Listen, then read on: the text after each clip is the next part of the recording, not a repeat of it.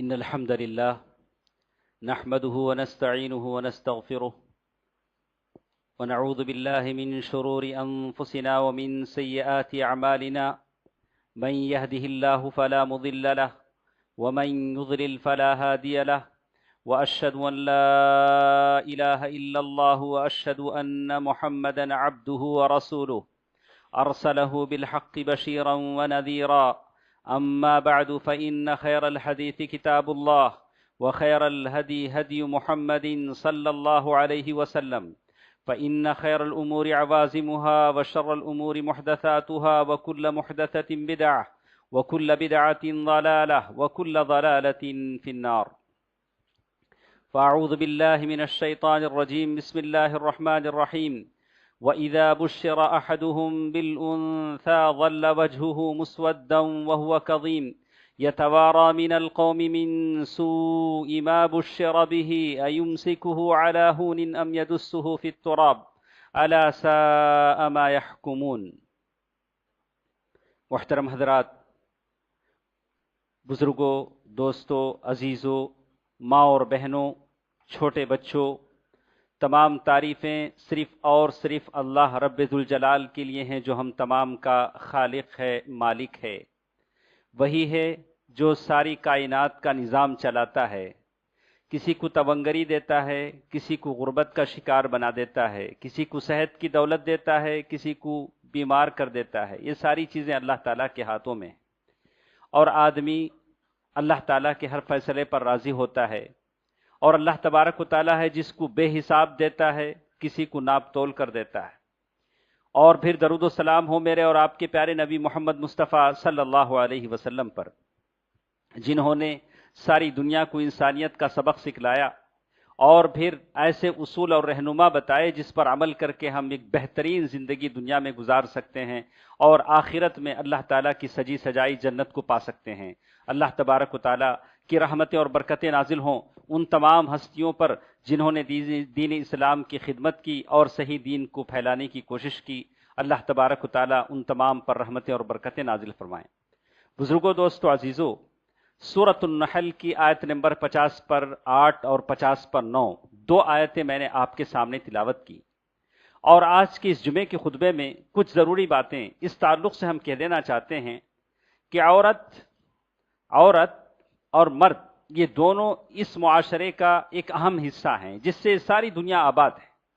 یہ ساری دنیا آباد ہے، اور عورت ایک ایسا حصہ ہے جس سے انسان مرد کبھی غفلت نہیں برت سکتا، اور کبھی اسے احساس ہوتا ہے کہ عورت پر ظلم ہو رہا ہے.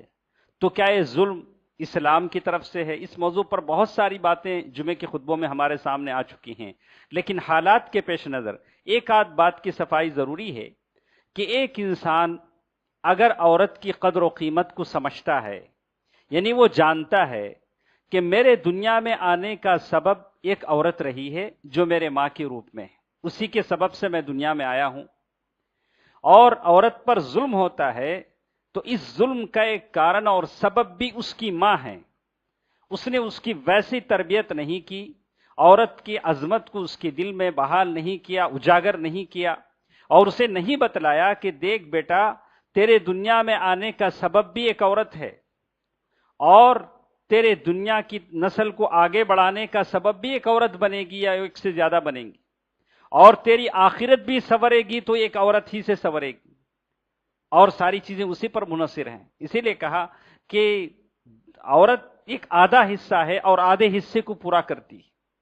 تو اسلام نے جیسے سورۃ النحل میں اللہ تعالیٰ نے فرمایا وَإِذَا بُشِّرَ أَحَدُهُمْ بِالْأُنْثَىٰ، یہ وہ عرب کا زمانہ تھا جب عورت بچی کی پیدائش کی خبر کسی کو دی جاتی، ظَلَّ وَجْهُهُ مُسْوَدًّا، اس کا چہرہ ایک دم کالا ہو جاتا، وَهُوَ كَظِيمٌ، اور وہ غم سے گھٹنے لگتا کہ اس کے ہاں عورت بچی پیدا ہوئی ہے. وَهُوَ كَظِيمٌ يَتَوَارَى مِنَ الْقَوْمِ مِنْ سُوءٍ، لوگوں سے چھپ چھپ کے پھرتا کہ میں بچی کا باپ ہو گیا ہوں، عورت بچی کا باپ. جو کہا کہ دو راستے اس کے سامنے ہوتے، یا تو اس ذلت کو برداشت کرے یا اسے زمین میں دفن کر دے. ایمسکہ علی ہون ام یدسہ فی التراب الا ساء ما یحکمون، کیا یہ برا فیصلہ یہ لوگ لیتے ہیں. تو اسلام نے عورت کی عزت کی. اسلام سے پہلے جاہلی معاشرے کی حالت تھی یہ صرف عرب کی حالت نہیں تھی، فارس سے لے کر ایران سے لے کر ایک زمانے تک عیسائیوں کے پاس 1925 تک بھی وہ لوگ عورت کو انسان ماننے کو تیار نہیں تھے. بولتے تھے کہ عورت بھی انسان ہو سکتی ہے، کہ عورت کے اندر بھی انسانی خاصیتیں ہیں.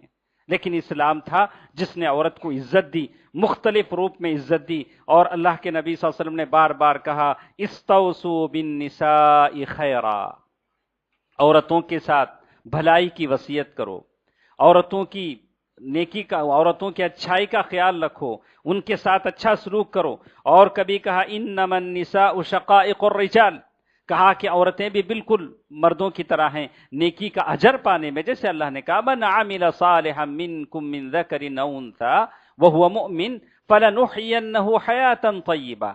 اللہ تبارک و تعالیٰ سے مکلف ہونے میں، عورت اور مرد اجر پانے میں عورت اور مرد کے لیے کوئی فرق نہیں.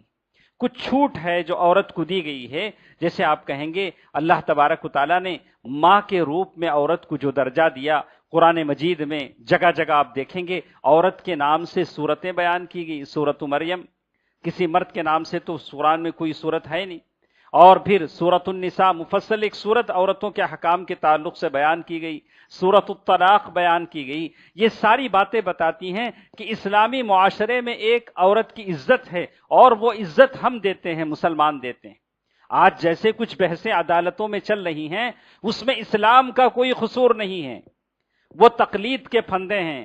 کچھ علماء ہیں جنہوں نے بیٹھا اپنے کچھ خاص اصول بنائے اور اسے اسلام پر تھوپ دیا کہ یہ سارے اسلامی قانون ہیں. نہیں، اسلام نے ایسی کوئی بات نہیں کی، ایسے اصول بتلائے جس سے عورت کو عزت مل سکتی ہے.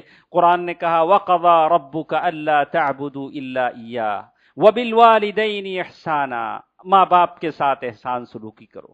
اگر تمہاری عورت تمہاری ماں بن جاتی ہے تو اس کا احترام تمہارے لیے ضروری ہے. اسی لیے آپ دیکھیں گے کہ وہ صحابی رسول اللہ کے نبی صلی اللہ علیہ وسلم کے پاس آتے ہیں، کہتے ہیں من احق بحسن صحابتی یا رسول اللہ، اے اللہ کے نبی صلی اللہ علیہ وسلم ماں باپ دونوں میرے ساتھ ہیں، میں کس کے ساتھ زیادہ حسن سلوک کروں؟ تو اللہ کے نبی صلی اللہ علیہ وسلم فرمایا امک امک امک، 3 مرتبہ کہا، پھر کہا کہ ابوک، تیرا باپ حسن صحبت کا مستحق ہے. تو ماں کے روپ میں درجہ دیا. اور بیوی اگر کسی کی بن جاتی ہے تو حجۃ الوداع کے موقع پر اللہ کے نبی صلی اللہ علیہ وسلم فرمایا فاتقوا اللہ فی النساء، فاتقوا اللہ فی النساء، عورتوں کے بارے میں اچھا راستہ اختیار کرو. فإنکم اخذتم، ان عورتوں کو تم نے اللہ تعالیٰ کی باتیں پڑھ کر، اللہ تعالیٰ کا عہد لے کر اس کو حلال کیا ہے. عورتوں کے بارے میں حسن سلوک کرو. اللہ کے رسول صلی اللہ علیہ وسلم نے بار بار عورتوں کو مارنے پیٹنے سے، گالی دینے سے منع کیا، بے سہارا چھوڑنے سے منع کیا. وہ حدیثیں جس کے بارے میں آتی ہیں، ایک مرتبہ ابوبکر صدیق رضی اللہ تعالیٰ عنہ اپنی بیٹی کے گھر آئے، دیکھا کہ اندر سے آوازیں بلند ہو رہی ہیں اور ان کو اچھا نہیں لگا. اپنی بیٹی کو تماچا مارنے کے لیے دوڑے کہ تو اللہ کے نبی صلی اللہ علیہ وسلم کے سامنے آواز بلند کرتی ہے. تو بیچ میں اللہ کے نبی صلی اللہ علیہ وسلم آڑے آ گئے اور پھر بات ختم ہو گئی. تو اللہ کے نبی صلی اللہ علیہ وسلم نے کہا دیکھا میں نے کیسے اس آدمی سے تم کو بچا لیا. باپ بھی تو باپ تھا، اللہ کے نبی صلی اللہ علیہ وسلم بھی شوہر تھے، لیکن اللہ کے نبی صلی اللہ علیہ وسلم نے اپنی بیوی کے تعلق سے جو خاص رحم ہوتا ہے، یہ خاص رشتہ جو میاں بیوی کا جو پیدا ہو جاتا ہے شادی کے بعد، وہ عظیم محبت ہوتی ہے، جس کا ذکر اللہ تعالیٰ نے کہا جعل لکم من انفسکم ازواجا لتسکنوا الیہا وجعل بینکم مودۃ ورحمہ. جب میاں بیوی کا نکاح ہو جاتا ہے تو ایک عظیم محبت دونوں کے بیچ میں پیدا ہوتی ہے. اس محبت کو کچھ لوگ برداشت کر سکتے ہیں، کچھ برداشت نہیں کر پاتے. خاص کر ساس ہوتی ہے جس کو یہ محبت عجیب سی لگتی ہے. یہ بیٹا کل تک میرا تھا، میرا پلو پکڑ کے گھومتا تھا، اب بیوی کا پلو پکڑ کے گھوم رہا ہے. تو اگر اچھی ہو تو وہ بھی اپنی جوانی میں اس نے بھی اس خاص محبت سے فائدہ اٹھایا تھا. اگر اس کی ساس اچھی ہو، لیکن وہ ایک کوشش کرتی ہے کہ یہ جو خاص جو محبت میرے بیٹے اور بہو میں جو پیدا ہوئی ہے، کیسے اسے ستیہ ناز کیا جائے، اور نوبت طلاق تک بھی جا پہنچتی ہے. اگر یہ اچھی ہوں اور تو ساری باتیں اچھی لگتی ہیں. اور بیوی کی بھی ایک خواہش ہوتی ہے کہ بالکل ماں باپ الگ ہو جائیں، پھر ہم اپنے اس کے بیٹے کو لے کر یہاں سے چلے جائیں، ہم دونوں الگ زندگی بسر کریں. بیوی کی یہ کوشش اور ماں کی یہ کوشش، اس میں کچھ گھر بنتے ہیں، کچھ گھر اجڑتے ہیں. اگر دونوں صحیح اسلامی طریقے پر ہوں کہ ماں باپ کا بھی حق بنتا ہے کہ بیٹا اس کو دیکھے، تو کہا کہ یہی عورت جب بچے کی روپ میں ہوتی ہے تو وہ مشہور حدیث جو آپ نے سنا، عائشہ رضی اللہ تعالیٰ عنہ ام المؤمنین فرماتی ہیں کہ اللہ کے رسول صلی اللہ علیہ وسلم کا وہ زمانہ تھا کہ ایک عورت اپنے 2 بچوں کو لے کر آئی، اس نے مجھ سے کچھ مانگا، میں نے بہت ڈھونڈا، کچھ نہیں ملا، میں نے کھجور ایک لیا، 2 ٹکڑے کر کے 2 بچوں کو دے دیا، اس عورت نے کچھ نہیں کھایا، اللہ کے نبی صلی اللہ علیہ وسلم آئے تو میں نے یہ بات کہی تو اللہ کے نبی صلی اللہ علیہ وسلم فرمایا من ابتلیا من هذه البنات بشیء کن له سترا من النار، ان بچیوں کی تکلیف کو جو برداشت کرتا ہے یہ بچیاں جہنم کا پردہ بن جاتی ہیں۔ دوستو عزیزو، آج جتنے دین یہاں بستے ہیں، شاید ہی کوئی دین اپنے عورت بچی کے بارے میں اتنے بڑے اعزاز اور تکریم کی بات کہے، اتنی بڑی تکریم عورت بچی کے تعلق سے، کہا کہ یہ لیے جہنم کا آڑ بن جاتی ہے بچی، جہنم کا پردہ بن جاتی ہے بچی۔ اور پھر اللہ کے نبی صلی اللہ علیہ وسلم نے کبھی کہا کہ میں اور بچیوں کا پالنے والا 2 انگلیوں کی طرح رہیں گے۔ یہ اعزاز اللہ کے نبی صلی اللہ علیہ وسلم نے عورت بچیوں کو دیا۔ اور چھوڑیے، اسی طرح کوئی بیوہ عورت معاشرے میں ہیں تو اللہ کے نبی صلی اللہ علیہ وسلم فرمایا الساعی علی الارملہ والمساکین والمسکین کالمجاہد فی سبیل اللہ، جو شخص بیوہ عورت کو راحت پہنچانے کے لیے کوشش کرتا ہے، بیوہ عورتوں کی فلاح بہبودی کے لیے کام کرتا ہے، کسی مسکین کی فلاح بہبودی کے لیے کام کرتا ہے، کل مجاہد فی سبیل اللہ، اللہ تبارک و تعالیٰ اسے اللہ کے راستے میں جہاد کرنے والے کے برابر ثواب دیں گے۔ اللہ کے نبی صلی اللہ علیہ وسلم نے، اللہ نے کیا پیاری باتیں عورتوں کے تعلق سے بتلائیں، اور آج قومیں کہہ رہی ہیں کہ مسلمان عورتوں پر ظلم کرتے ہیں۔ ہرگز نہیں، ہم آپ کو بتائیں گے کہ اللہ کے نبی صلی اللہ علیہ وسلم نے عورتوں کے بارے میں ایسی باتیں نہیں کہیں، اور کہا اللہ کے نبی صلی اللہ علیہ وسلم نے جیسے کچھ کہا کہ کیسے اسلام نے عورت پر رحم کیا، اس عورت پر کسی قسم کا کوئی خرچ نہیں ہے، سارے لوگوں کو عورت پر خرچ کرنا پڑے گا، عورت پر کوئی خرچ نہیں ہے کہ وہ اپنے شوہر کو دیکھے۔ یہ اور بات تھی کہ اللہ کے نبی صلی اللہ علیہ وسلم کے زمانے میں کچھ خواتین تھی جو اپنا کاروبار کرتی تھی۔ حضرت ریتا رضی اللہ تعالی عنہ جو عبداللہ بن مسعود رضی اللہ تعالی عنہ کی بیوی تھی، بہت ساری دوسری عورتیں تھیں جو چمڑے کی دباغت کا کام کرتی تھیں یا عطر کا کاروبار کرتی تھیں، بہت ساری عورتیں تھیں، ان کے پاس پیسہ ہوتا تھا تو کہا کہ وہ اپنے شوہروں پر خرچ کرتی تھی، لیکن خرچ کرنا ان کی ضرورت نہیں ہے، ان کے اوپر واجب نہیں ہے، عورت پر مرد خرچ کرے گا۔ یہاں تک کہا کہ اگر کوئی عورت اسلامی ماحول میں نوکری کرتی ہے، اچھی تنخواہ پاتی ہے، تو تنخواہ پر ساس اور سسر کا حق نہیں ہے، تنخواہ پر اس کی سیلری پر مرد کا حق نہیں ہے، وہ عورت کی اپنی مرضی، چاہے تو وہ سیلری آپ کو دے یا نہ دے، وہ اپنی مرضی سے خرچ کر سکتی ہے، اور اسے عورت کے حوالے کیا ہے، یہ آپ کی مرضی۔ تو عورت پر اسلام کا یہ کرم ہے، اسلام کی یہ رحم ہے کہ اسلام نے عورت پر کسی طرح کی کوئی اخراجات نہیں رکھے، بلکہ آپ سے کہا کہ آپ اس پر خرچ کریں۔ اور اسی طرح اسلام نے عورت پر احسان کیا، حضور الجمع والجماعات، اسلام نے معاف کیا کہ عورت اگر کوئی گھر میں ظہر کی نماز پڑھ لے ٹھیک ہے، جماعت میں نہیں آ سکتی، کہا کہ ٹھیک ہے، اس پر یہ ساری چیزیں معاف فرما دی گئیں، اور اسے مہر دینے کی بات کہی۔ صرف کہا کہ عورت اور مرد شادی کے بعد خلوت اختیار کر لیتے ہیں، صرف خلوت پر کہا کہ پورا مہر مرد کو دینا پڑے گا عورت کے لیے۔ اور اسی طرح آپ کہیں گے کہ صرف مجرد عقد پر عورت کا عقد ہو جاتا ہے تو کہا کہ مرد کے جائیداد میں سے اسے وراثت ملے گی۔ یہ اسلام کی تکریم ہے جو عورت کو دی گئی۔ اور وہ حدیث جس میں آپ نے سنا صحابی رسول سے اللہ کے رسول سے فرمایا امک امک امک، تمہاری ماں زیادہ مستحق ہے کہ تم اس کے ساتھ حسن سلوک کرو۔ اور عورتوں پر اللہ کے رسول صلی اللہ علیہ وسلم نے یہ رحم کیا کہ جہاد عورتوں پر فرض نہیں تھا۔ اس زمانے میں اللہ کے نبی صلی اللہ علیہ وسلم کے زمانے میں عورتیں جہاد میں شریک ہوتی تھیں اپنی مرضی سے، لیکن عورتوں پر جہاد کو فرض نہیں کیا گیا۔ جیسے ام عمارہ رضی اللہ تعالی عنہ اور بہت سارے صحابیات تھیں جو جہاد میں آتی تھیں، مریضوں کی تیمارداری کرتی تھیں اور زخموں کو پوچھتی تھیں، پانی پلاتی تھیں، لیکن جہاد ان پر فرض نہیں تھا۔ یہ اسلام کا تکریم تھی ان کے تعلق سے۔ اور آپ دیکھیں گے کیا کیا چیزیں اللہ تعالیٰ نے عورتوں کے لیے رکھی ہیں۔ کہ پیارے نبی صلی اللہ علیہ وسلم نے بتلایا ہے، آپ عمرہ کرتے ہیں، آپ حج کرتے ہیں، آپ سے کہا گیا کہ آپ عمرے سے جب فارغ ہو جائیں تو حلق کریں، سر مڑا لیں، سر مڑا لیں۔ حج سے جب فارغ ہو جائے، مینا میں پہنچے تو سر مڑا لیں۔ اس کے لیے 3 بار رحمت کی دعا ہے۔ اگر آپ کٹنگ کروا لیتے ہیں، قصر کروا لیتے ہیں، تو کہا کہ 1 رحمت کی دعا ہے۔ لیکن عورت کے تعلق سے کہا کہ تمہیں بال مڑانے کی ضرورت نہیں، تمہیں حلق کرانے کی ضرورت نہیں، سارے بال صاف کرنے کی ضرورت نہیں، حفاظا لجمالہا، اس کی خوبصورتی کو باقی رکھنے کے لیے۔ بولا کہ سارے بال صاف کر دو گی تو اچھی نہیں لگو گی، اچھا ہے کہ تم اپنی شوہر کے لیے اچھے لوگو، اس لیے اللہ شریعت نے رخصت دی کہ تم بس صرف اتنے سے بال اپنی چوٹی کے آخری حصے میں سے کاٹ لو۔ یہ رحم اور کرم ہے، یہ تکریم ہے جو اسلام نے عورت کو دی ہے۔ دیکھیے وحرم طلاقہا وہی حائض، اور پھر اللہ تعالیٰ نے عورت پر یہ رحم کیا کہ حیض کی صورت میں عورت کو طلاق دینے سے حرام قرار دیا، کہا کہ یہ طلاق بدعی ہے، طلاق بدعی ہے کہ حیض کی حالت میں، ناپاکی کی صورت میں، جس میں عورت کے اندر چڑچڑاپن ہوتا ہے اور اس کی عدت بھی لمبی ہو جائے گی، کہا کہ ایسی حالت میں عورت کو طلاق نہ دو۔ جب عورت حیض سے پاک ہو جائے اور اس حیض میں اس پاکی میں عورت مرد دونوں نہ ملیں، تو کہا کہ اس میں عورت کو طلاق دی جائے، وہ بھی 1 طلاق۔ تو ایک لمبی بحث ہے، بعد میں ہم اس پر بحث کریں گے، اور ہمیں بتانا چاہ رہے ہیں کہ کیا کیا نعمتیں شریعت نے عورت کو دی ہیں۔ اور کہا وحرم نکاحہا بلا ولی وشہود، اور اللہ شریعت نے عورت پر حرام کر دیا کہ دیکھو لا نکاح الا بولی وشاہد عدل، کسی عورت کا نکاح ہوگا تو ولی کی موجودگی میں ہوگا، 2 گواہوں کی موجودگی میں ہوگا، تاکہ بعد میں عورت پر ظلم نہ ہو، بعد میں عورت پر ظلم نہ ہو۔ جب تک عورت کا ولی نہیں ہے اور 2 وٹنس نہیں ہیں، اس کا نکاح نہیں ہوگا، تاکہ عورت کو پورا انصاف ملے۔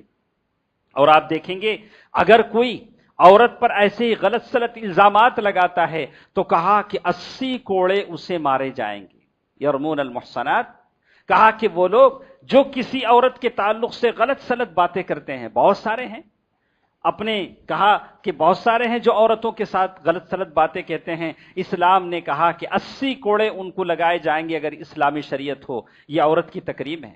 ایسا شاید آپ کسی دین میں پائیں کہ عورت کے تعلق سے ایسی باتیں کسی دین نے کہی ہوں، اتنا اعزاز دیا ہو، اتنی عزت کسی عورت کو دی ہو۔ اور کہا اگر کوئی اپنی عورت کو بچاتے ہوئے، اپنی عزت، عورت کی عزت کو بچاتے ہوئے جان دے دیتا ہے تو اسلام نے کہا کہ وہ شہید ہے۔ اسلام نے کہا کہ ایسا مرد شہید ہے جو اپنی عورت کو بچاتے ہوئے مر جاتا ہے، اپنی عورت کی عزت کو لوٹنے سے بچاتے ہوئے مر جاتا ہے تو وہ عورت شہید ہے۔ اللہ کے رسول صلی اللہ علیہ وسلم عبداللہ بن رواحہ رضی اللہ تعالیٰ عنہ کے بارے میں عیادت کے لیے آئے تو انہوں نے جب شہادت کی بات کہی کہ وہ لوگ جو جنگ میں مارے جائیں شہید ہیں، تو کہا تب تو ہمارے پاس شہید بہت کم ہو جائیں گے۔ اللہ کے نبی صلی اللہ علیہ وسلم فرمایا کہ نہیں، وہ عورت جو ولادت کے وقت انتقال کر جائے اور درد ذہ میں انتقال کر جائے وہ بھی شہید ہے، وہ بھی شہید ہے۔ المبتون شہید، اور پیٹ کی بیماریوں سے سارے مرنے والے شہید ہیں۔ تو عورت کو اعزاز دیا گیا کہ وہ درد ذہ میں مر جاتی، انتقال کر جاتی ہے، تو کہا کہ وہ شہادت کا مرتبہ پاتی ہے۔ شاید ایسا کسی دین نے عورت کو اعزاز دیا ہو۔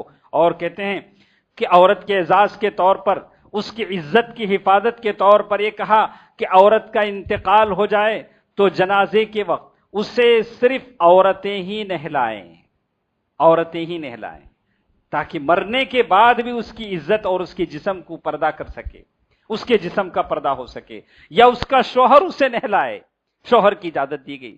یا اور بات کہ فقہ نے پتہ نہیں کیا کیا کیا، بہت سارے تو ایسے ہیں کہ مرنے کے بعد اپنے شوہر کو تک دیکھنے نہیں، بتا نہیں آپ نہیں دیکھیں گے، ارے زندگی بھر وہ اس کے ساتھ تھا، بیوی کی نہیں، مرنے کے بعد دونوں کا رشتہ الگ ہو جاتا ہے۔ یہ کون سی شریعت ہے؟ یہ تو قرآن کی بات ہے، یہ تو حدیث کی بات ہے۔ کہا کہ اگر ابو بکر رضی اللہ تعالیٰ عنہ، اسماء بنت عمیس رضی اللہ تعالیٰ عنہما، ایسے بہت سارے ہیں جنہوں نے شوہر اور بیوی نے ایک دوسرے کو نہلایا ہو، آپ بہت ساری باتیں آپ کہیں گے۔ کہا کہ عورت اگر انتقال کر جاتی ہے تو نہلانے کا حق یا تو اس کے شوہر کو ہے یا تو کسی عورت کو ہے جو اس عورت کو نہلائے گی۔ اور آپ دیکھیں گے اسلام نے کہا عورت کے کیا کیا اعزاز دیے، کہا کہ عورت کا مرنے کے بعد بھی اسلام نے ایسے کیا کہ 5 کفن اسے دیے جائیں مرد کے خلاف، تاکہ اس کا جسم مستور رہے، پردے میں رہے. زندگی سے پیدائش سے لے کر موت تک اسلام نے عورت کی تکریم کی. کوئی ایسا دین ایسا مذہب ہے زمین پر جو یہ دعویٰ کر سکے کہ ہم نے عورت کو یہ عزت دی, یہ تکریم دی. جہاں تک میراث کی بات آتی ہے, مجھے افسوس کے ساتھ کہنا پڑتا ہے کہ ہم مانتے ہیں کہ ہماری ایسی قوم ہے, مسلمان قوم, ایک طرف اسلام کہتا ہے کہ دیکھو کہ اگر جیسے مردوں کا حصہ جائیداد میں ہے, عورتوں کا بھی حصہ بھی ہے, عورتوں کا بھی حصہ ہے, اور اسے پورا حصہ دیا جائے, تو آپ کہتے ہیں کہ مرد کے لیے ڈبل اور عورت کے لیے ایک حصہ ملتا. نہیں, 10 صورتیں ایسی ہیں جس میں عورت مرد سے ڈبل جائیداد لیتی ہے. انہیریٹنس کے, جائیداد کی تقسیم کے 10 صورتیں ایسی ہیں, کبھی مرد سے زیادہ حصہ عورت کو ملتا ہے, کبھی صرف 5 یا 3 صورتیں ایسی ہیں جس میں مرد سے کم حصہ عورت کو ملتا ہے. ورنہ تو اکثر حالات ایسے ہیں جہاں کبھی عورت کو زیادہ ملتا ہے, عورت پر کوئی خرچ ہے بھی نہیں, سارا خرچ تو مرد کرتے ہیں. تو آپ نے دیکھا کہ اللہ کے رسول صلی اللہ علیہ وسلم نے 5 کفن عورت کو دیے تاکہ مرنے کے بعد بھی اس کا جسم مستور رہے. ایک اور دلچسپ بات جو ہمارے ساتھ آتی ہے وہ یہ کہ امام جب جنازے کے سامنے کھڑا ہوتا ہے تو مرد کے لیے کھڑے ہونے کی جگہ الگ ہے اور عورت کے لیے کھڑے ہونے کی جگہ الگ ہے. اور عورت کے لیے جب کھڑا ہوتا ہے تو بیچ میں کھڑا ہوتا ہے, عورت کے بیچ میں کھڑا ہوتا ہے تاکہ عورت کا پورا جسم پیچھے والوں کے لیے چھپا رہے. ویسے میت نعش میں ہوتی ہے, کچھ دکھائی نہیں دیتا, لیکن اس زمانے کی بات تھی جب نعش نہیں ہوتی تھی اور جسم کفن بالکل اوپن ہوتا تھا, اور جیسے آج کے زمانوں کا جنازہ ویسے نہیں ہوتا تھا. لیکن کہا کہ بات بتلائی گئی کہ امام کو بیچ میں کھڑنے کی بات کہی گئی تاکہ جنازہ پوری کی طرح پورا چھپا رہے.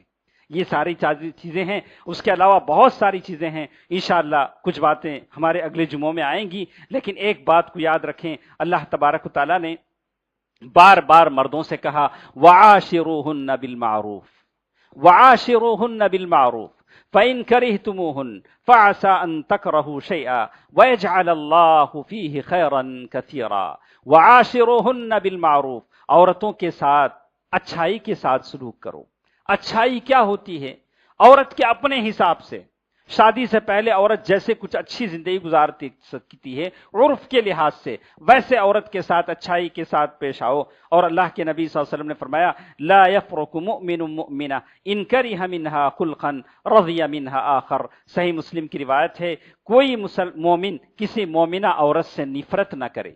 ہو سکتا ہے کہ ایک عادت, ایک اخلاق اس کے اندر غلط ہوں, رضی منہا آخر, کسی دوسرے اخلاق سے وہ خوش ہو جا سکتا ہے.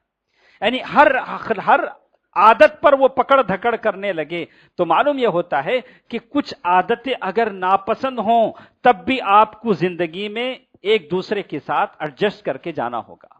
ان کرہ منہا خلقا رضی منہا خلقا آخر, یہ ایک عادت غلط ہو سکتی ہے تو ڈھیر ساری عادتیں اس میں اچھی ہو سکتی ہیں. تو ہمارے پاس بہت ساری باتیں ہیں, انشاءاللہ اگلے جمعے کے خطبوں میں ہمارے پاس آئیں گی کہ کیسے اسلام نے کیسا طریقہ بتلایا کہ دونوں آدمی شادی اس لیے کرتا ہے کہ محبت کا یہ رشتہ دونوں کے درمیان چلتا رہے اور اس کے ذریعے سے دنیا میں اچھی نسل وجود میں آئے اور دونوں اللہ تعالیٰ کی جنت کو حاصل کرنے کی طرف آگے بڑھتے رہیں, اور اسی لیے رشتے ہوتے ہیں. لیکن اگر رشتے نبھانے نہیں پڑتے اور نبھائے نہیں جاتے, کچھ ایسے حالات پیدا ہوتے ہیں جس سے رشتے آگے نہیں چل سکتے, تو اس کے لیے کیا کیا تدابیر اختیار کرنی چاہیے, یہ ساری چیزیں قرآن و شریعت میں بتائی گئی ہیں. انشاءاللہ اگلے جمعوں میں ہم اس کی توضیح سنیں گے. اللہ تبارک و تعالیٰ سے دعا ہے کہ اللہ تبارک و تعالیٰ ہمیں دین اسلام کا صحیح علم حاصل کرنے کی توفیق دے. اللہ تبارک و تعالیٰ ہمیں عورتوں کے پورے حقوق ادا کرنے کی توفیق دے. اے اللہ العالمین, عورتوں کو بھی اے اللہ اس بات کی توفیق دے کہ وہ مردوں کی قدر و قیمت کو سمجھیں, ان کے ساتھ وہ بھی اسلام کی جو حقوق ان کے ذمہ ہیں ان کو ادا کرنے کی کوشش کریں. اے اللہ العالمین, عالم اسلام کے تمام مسلمانوں پر رحم و کرم فرما. اے اللہ العالمین, عالم اسلام میں جہاں جہاں تیری تیری زمین پر اللہ کے نیک بندے تیری دین کے غلبے کے لیے جنگ کر رہے ہیں، یا اللہ تو ان کا ناصر بن جا، تو مددگار بن جا، ان کی غیبی امداد فرما۔ اے الہ العالمین عالم اسلام کے تمام بیواؤں پر رحم فرما، یتیم بچوں پر رحم فرما۔ اے اللہ تو انہیں اپنے رحمت میں لے لے۔ اے الہ العالمین جتنے بیمار ہیں انہیں شفاء کلیہ عطا فرما، شفاء عاجلہ عطا فرما۔ اے الہ العالمین ہم تمام کے مرحومین کو جنت الفردوس عطا فرما، جنت میں انہیں جگہ عطا فرما۔ آمین۔ صدق اللہ العلی العظیم ونفعنی وإياكم بالآیات والذکر الحکیم انہ تعالی جواد ملک کریم بر رؤوف الرحیم۔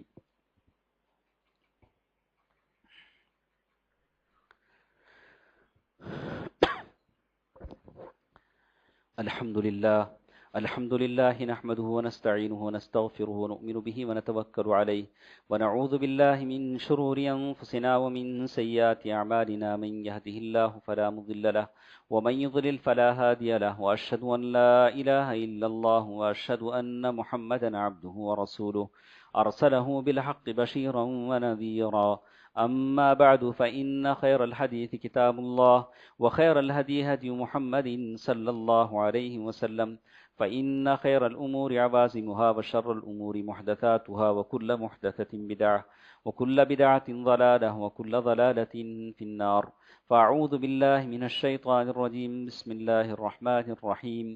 إن الله وملائكته يصلون على النبي يا أيها الذين آمنوا صلوا عليه وسلموا تسليما. اللهم صل على محمد وعلى آل محمد كما صليت على إبراهيم وعلى آل إبراهيم إنك حميد مجيد. اللهم بارك على محمد وعلى آل محمد كما باركت على إبراهيم وعلى آل إبراهيم إنك حميد مجيد. اذكروا الله يذكركم وادعوه يستجب لكم، ولذكر الله تعالى وأولى وعز وجل وأتم وأهم وأكبر.